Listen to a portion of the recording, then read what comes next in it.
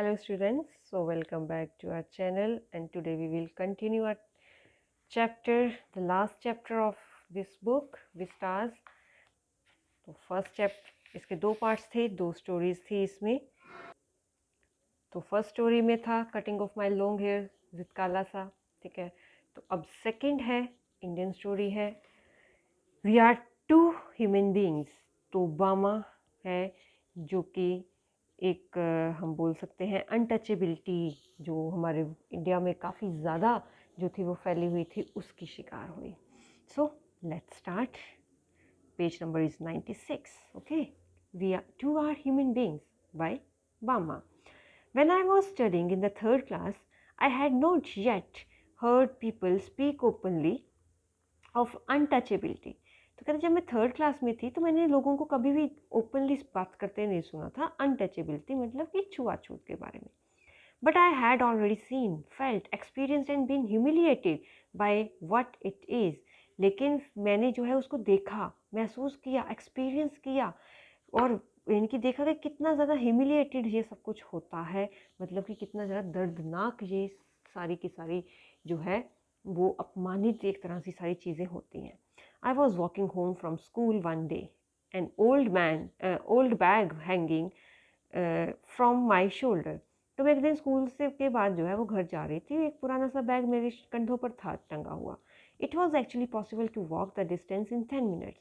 तो कहते स्कूल से घर की 10 मिनट की दूरी थी, आराम से 10 मिनट में मैं जा सकती थी।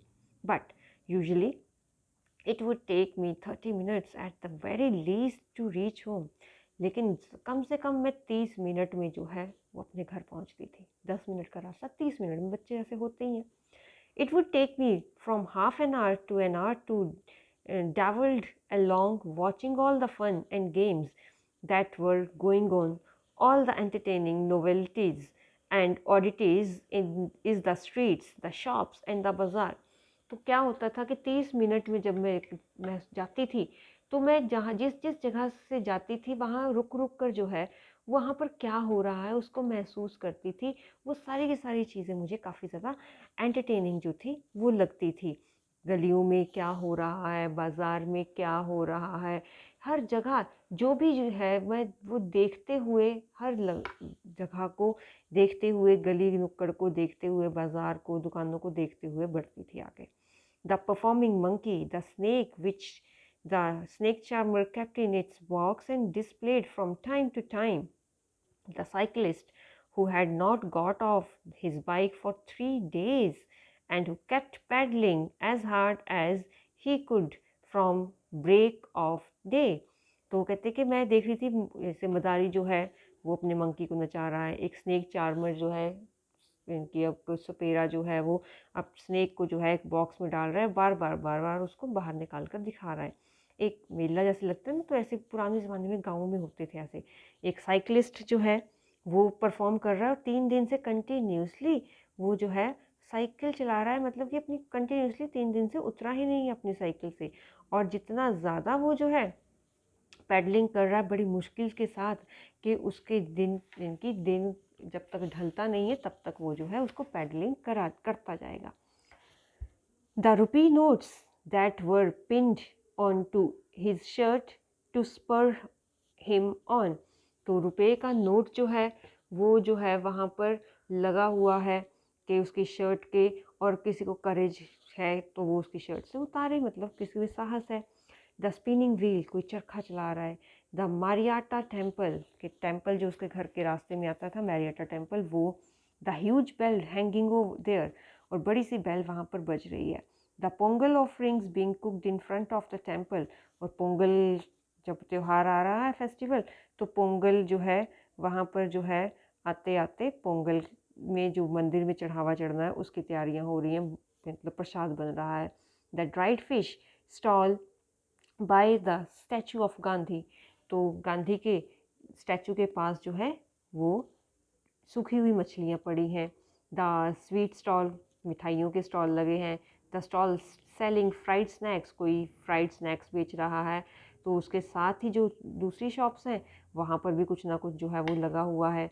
Street lights always demonstrating how it could change from blue to violet, और फिर स्ट्रीट लाइट है, वो हमेशा बता रही है कि कैसे ब्लू कलर से वायलेट कलर में चेंज हो रहा है। The Narikuravam hunter gypsy, sorry थोड़ा बोलने में हो जाता है, hunter gypsy with his wild lemur in cages. तो छोटे छोटे आकार के जो हैं बंदर जो हैं वो सारे के सारे पिंजरों में जो है वो बंधे हैं। सेलिंग नीडल्स, कोई सुइयाँ बेच रहा है। क्ले बीड्स, कोई मिट्टी के बीड्स मोती वगैरह बेच रहा है। और कोई इंस्ट्रूमेंट्स बेच रहा है। For cleaning out the ears, कान साफ़ करने के लिए कोई जो है साफ इनके अपने इंस्ट्रूमेंट्स बेच रहा है। Oh, I could go on and on, और ऐसे देखते देखते मैं जा सकती थी आगे। Each thing would pull me to a stand still and not allow me to go any further. हर चीज़ मुझे अपनी तरफ खींच रही थी कि मैं आगे ना बढ़ूँ। At times people from various political parties would arrive. कई इलेक्शंस के दिनों में फिर पॉलिटिकल पार्टीज जो है वो आती हैं। Put up a stage and harangue us from through their mics. और फिर स्टेज बनता है और स्टेज पर जो है वो अपने भाषण माइक के थ्रू देते हैं। Then there might be a street play, गली नुक्कड़ में कोई नाटक चल रहा है। और कोई पिपेट शो हो रहा है, कठपुतली का शो हो रहा है। और नो मैजिक नो मिरेकल, फिर कई ऐसे होते हैं कि कोई जादू नहीं है, कोई मिरेकल नहीं है, स्टंट परफॉर्मेंस, मतलब स्टंट दिखा रहे हैं। All this would happen from time to time, सब कुछ टाइम टू टाइम होता है। But almost certainly there would be some entertainment or other going on. लेकिन कुछ ना कुछ गली में, रास्ते में चलता ही रहता था एंटरटेनमेंट वाला। Even otherwise there were the coffee clubs in the bazaar. कहते यहाँ तक कॉफ़ी के क्लब होते थे। The way each waiter cooled the coffee, मतलब ऐसा था कि हर वेटर अपनी तरीके से जो है वो कॉफ़ी को ठंडा करता है।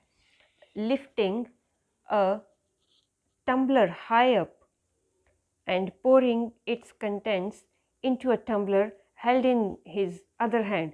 मतलब कि जितना ज़्यादा वो टम्बलर को ऊपर ऊंचा कर सकते हैं, वहाँ से ऊंचाई से नीचे वाले हाथ में जो दूसरा टम्बलर का कप पकड़ा है उसमें कॉफ़ी डाल रहे हैं। और the way some people sat in front of the shops chopping up onion, their eyes turned elsewhere so that they could no smart. तो फिर कई लोग जो हैं दुकानों के आगे बैठे हुए हैं, वो चॉप कर रहे हैं इनकी जो है चॉपिंग अप अनियंस के, अनियंस काट रहे हैं छोटे छोटे पीसेज में। और कहीं आंखें उनकी कहीं और घूम रही हैं, मतलब कहीं और देख रहे हैं ताकि उनकी आंखों से पानी ना आए। और the almond tree growing there and its fruits which was occasionally blown down by the wind. और आलमंड ट्री जो है उसके फ्रूट्स पक चुके हैं, मतलब बादाम पक चुके हैं और हवा से नीचे गिर रहे हैं। All the sides taken together would tatter my legs and stop me from going home.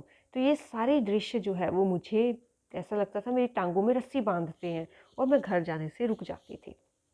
And then according to the season there would be mango, cucumber, sugar cane, sweet potato, palm shoots, gram, palm syrup and palm fruits, guava and jackfruit।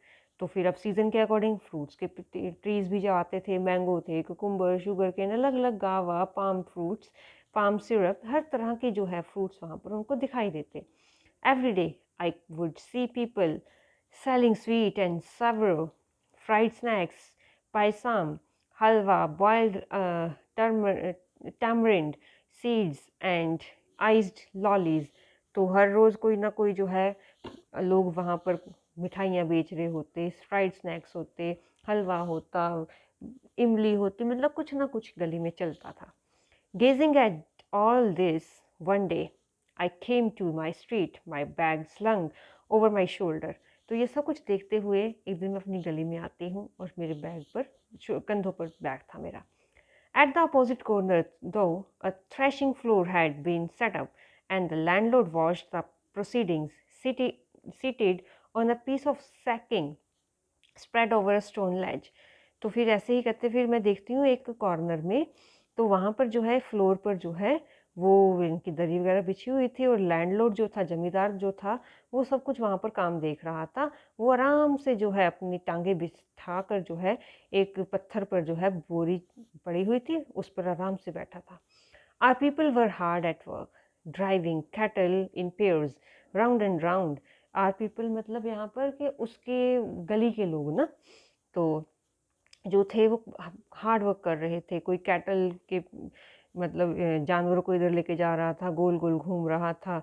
To tread out the grain from, मतलब कि पुराने ज़माने में चक्की चलती थी ना, जानवरों के गले में बांध कर फिर उसको चलाया जाता था और चक्की का दूसरा सिरा वहाँ उन जानवरों के हिलने से चलता था। तो वहाँ से ग्रेन में से मतलब आटा जो था वो निकल रहा था और भूसा जो था वो अलग कर रहे थे। मतलब कि जैसे हार्वेस्टिंग करी है तो फिर उसमें से भूसा अलग कर रहे थे, दाने जो थे वो अलग कर रहे थे। Thus animals were muzzled so that they wouldn't help themselves to the straw. Animals के मुंह पर भी जो है एक तरह से वो सब कुछ जो था वो बांधा हुआ था ना, यानी कि वो जो है हाँक रहे थे तो भूसा जो है वो ना खा सके, तो जानवर जो है उसमें थूक ना सके, उनके मुंह को जो है वो जाली वगैरह जो थी वो लगी थी ताकि वो स्ट्रॉ वगैरह ना खा सके। I stood for a while there watching the fun, तो मैं वहाँ पर खड़ी हो गई, जैसा कुछ मुझे बड़ा फन वाला लगा।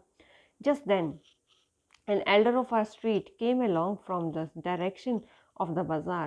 तभी जो है एक बड़ा सा आदमी एल्डर हमारी गली का जो है वहाँ से बाजार से आ रहा था। The manner in which he was walking along made me want to double up. तो जिस तरह से कहते वो आ रहा था तो उसको देखकर जो है वो मैं काफ़ी ज़्यादा हैरान सी हो गई। मेरे इनकी मुझे हंसी भी आई कि क्या है ये। I wanted to shriek with laughter at the sight of such a big man carrying a small packet in that fashion. तो मैं देख रही थी, आप पिक्चर में देख सकते हैं कि इतना बड़ा आदमी वो कैसे उठाकर जो है एक बड़ा सा छोटा सा बैग जो है वो कैसे उठाकर ला रहा है। मेरा हंसने को दिल कर रहा था।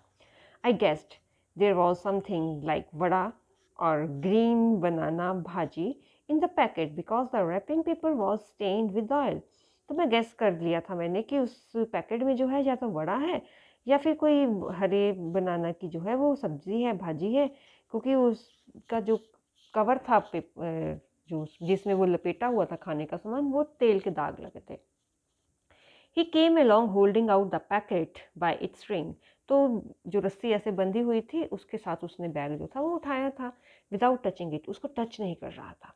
I stood there thinking to myself, if he holds it like that won't the package come undone and the vadas fall out.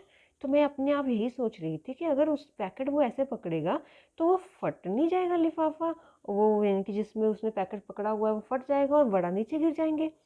The alderman went straight up to the landlord, bowed low, and extended the packet towards him, cupping the hand that held the string with his other hand.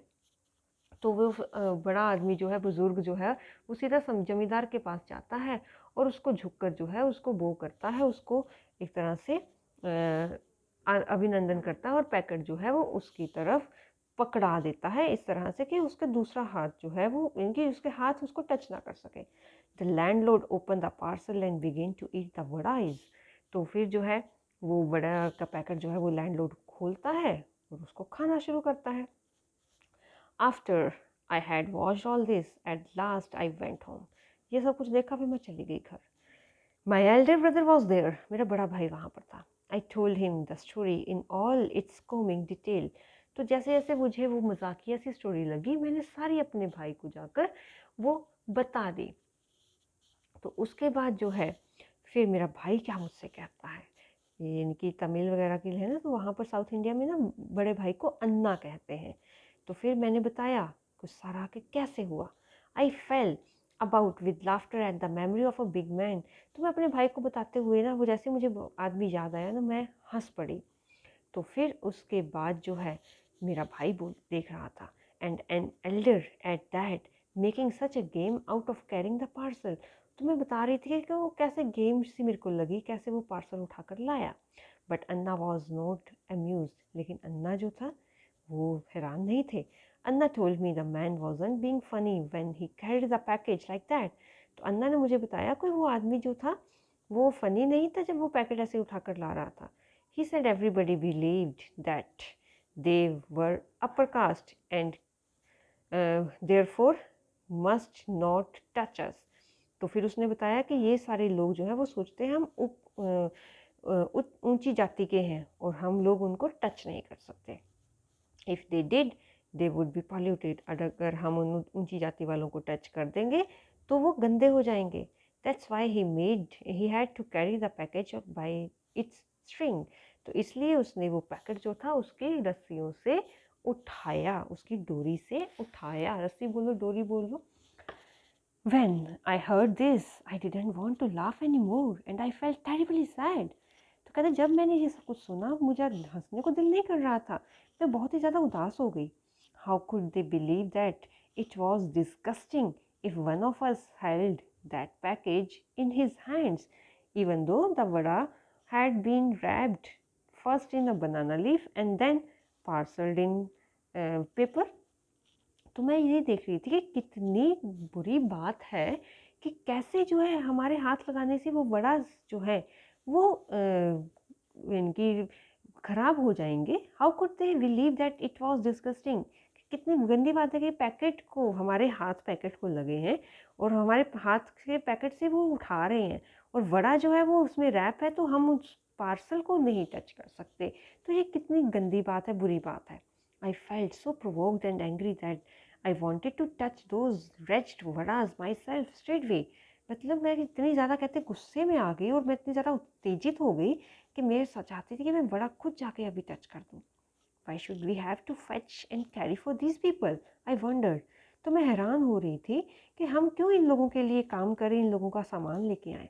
Such an important elder of ours goes meekly to the shops to fetch snacks and hands them over reverently, bowing and shrinking, to this fellow who just sits there and stuffs them into his mouth. तो कहते ये कितनी, हमारी गली का जो था सबसे इम्पोर्टेंट बंदा जो था, वो सबसे बड़ा बुजुर्ग आदमी था, वो कैसे बेचारा एक दुकान पर जा रहा है, स्नैक्स लेके आ रहा है और फिर उन स्नैक्स को बड़ी सावधानी के साथ लेके आ रहा है और नीचे झुकता हुआ, श्रिंक करता हुआ आ रहा है कि चौड़े होकर भी नहीं हम चल सकते हैं। और फिर उस बंदे को, ज़मींदार को आकर वो दे रहा है और वो आराम से बैठा हुआ अपने मुंह में ठूसे जा रहा है वो सब कुछ। The thought of it infuriated me. तो कहते मुझे जो है गुस्सा आ गया ये सब सुनकर। How was it that these fellows thought so much of themselves? तो कहते ये लोग अपने बारे में कितना ज़्यादा सोचते हैं। Because they had scrapped 4 coins together, did that mean they must lose all human feelings? कहते हैं अगर उन लोगों ने 4 पैसे अपनी जेब में रख लिए हैं, मतलब थोड़े पैसे उनके पास आ गए हैं, थोड़े अमीर हो गए हैं, तो उनमें जो है वो लोगों के लिए फीलिंग्स ख़त्म हो गई हैं। But we too are human beings. कहते हैं लेकिन हम भी तो ह्यूमन बींग्स हैं। Our people should never run these petty errands for these fellows. कहते हैं हमारे लोगों को इन लोगों के लिए वैसे भाग कर छोटे मोटे काम नहीं करने चाहिए। We should work in their fields, take home our wages and leave it at that. हम लोगों को बस उनके खेतों में काम करना चाहिए, वेजेस मतलब अपनी सैलरी लेनी चाहिए और उनको वहीं पर छोड़ देना चाहिए। My elder brother, who was studying at the university, had come home for the holidays. तो मेरा भाई जो है यूनिवर्सिटी में पढ़ता था, तो उन दिनों में घर आया हुआ था छुट्टियों में। He would often go to the library in our neighboring village in order to borrow books. तो वो ज़्यादातर जो है वो साथ के विलेज में जो लाइब्रेरी थी वहाँ से बुक्स लेने जाता रहता था। He was on his way home one day walking along the banks of the irrigation tank. तो एक दिन वो जो है वो वापस घर आ रहा था, तो इरिगेशन टैंक मतलब कि पानी, खेतों के लिए पानी का जो बनाया हुआ था पानी इकट्ठा करने का, ठीक है, टैंक सा, उसके पास पास से चल कर आ रहा था। One of the landlords man came up behind him. तो एक लैंडलॉर्ड जो है, लैंडलॉर्ड का आदमी जो है उसके पास आया पीछे से। ही thought my Anna looked unfamiliar and so he asked. तो उसने देखा ये मेरा अन्ना जो है, मेरा भाई जो है, ये जाना पहचाना नहीं लग रहा है। तो उसने पूछा, who are you appa, what's your name. तो कहते अप्पा तुम कौन हो, क्या नाम है तुम्हारा। Anna told him his name. Immediately the other man asked. Anna ने फिर उसका नाम बताया, अन्ना ने अपना नाम बताया और फिर उस आदमी ने फटाफट पूछा, thambi, on which street do you live. तो कहते तुम किस गली में रहते हो। The point of this was that if we knew on which street we lived he should know our caste too. तो इसका पॉइंट यही था कि अगर उसको हम अपनी गली बता देते हैं, हम किस गली में रहते हैं, उसको पता लग जाता मैं किस कास्ट का हूँ, किस जाति का हूँ। Anna told me all these things. तो अन्ना ने मुझे सारी बातें ये बताई। एंड ही एडेड, और फिर कहते वो, because we are born into this community we are never given any honor or dignity or respect. We are stripped of all that. तो कहते हैं अगर हम इनके हमारे क्योंकि हम इस कम्युनिटी में, हम इस कबीले में, इस जाति में हमारा जन्म हुआ है, तो हमें कभी जो है हमारा इनकी ऑनर, हमारे इंसाफ नहीं, हमें रिस्पेक्ट नहीं देगा कोई। यही जो है हम सब के लिए है। But if we study and make progress we can throw away these indignities. कहते हैं लेकिन अगर जो है हम अच्छे से जो है पढ़ेंगे, अच्छे से पढ़े लिखेंगे और आगे बढ़ेंगे, तो फिर हम इन सभी अपमानों को, इंडिग्निटीज़ को ख़त्म कर देंगे। So study with care, learn all you can. कहते अच्छे से पढ़ो, जितना सीख सकते हो याद करो। If you are always ahead in your lessons people will come to you of their own accord and attach themselves to you. अगर कहते तुम हमेशा ऐसे अपने लेसन्स अच्छे से पढ़ोगे, सबसे आगे रहोगी, तो लोग तुम्हारे पास अपनी ज़रूरत के लिए आएंगे, तुम्हारे साथ अपने आप ही अटैच होंगे। Work hard and learn. तो हार्ड वर्क करो और सीखो, पढ़ो। The words that Anna spoke to me that day made a very deep impression on me. तो अन्ना ने जो उस दिन मुझे बातें कही, उसका बहुत ही ज़्यादा गहरा इम्प्रेशन मेरे अंदर हुआ। And I studied hard. और फिर मैं बहुत मेहनत की, मैंने बहुत मेहनत से पढ़ी। With all my breath and being in a frenzy almost. मतलब पागलपन की हद तक मैं जो है वहाँ उस दिन से पढ़ने लगी। As Anna had urged, I stood first in my class. तो जैसे अन्ना ने कहा था, मैं अपनी क्लास में first I. And because of that many people became my friends. और मेरे फर्स्ट आने के बाद क्या हुआ, कई सारे लोग, कई सारे स्टूडेंट्स मेरे फ्रेंड्स बन गए और वो मेरे पास आने लग पड़े। तो इस तरह से ये 2 स्टोरीज़, ऑटोबायोग्राफी जो है वो हमें काफ़ी इंस्पिरेशन भी देती है। हालातों के साथ नहीं, अपने आप पर विश्वास रखना है और आगे बढ़ना है। ठीक है। So with this are both books, दोनों की दोनों बुक्स, फ्लेमिंगो पहले ख़त्म कर दी थी हमने, और अब विस्ताज भी जो है वो आपकी ख़त्म हुई। तो अब सिलेबस ख़त्म है, तो अच्छे से अपनी स्टडी करो, अच्छे से कंसंट्रेट करके अच्छे मार्क्स लेने हैं। ठीक है। So with this, all the best for your exams. Take care of yourself and your family and study hard. Bye-bye.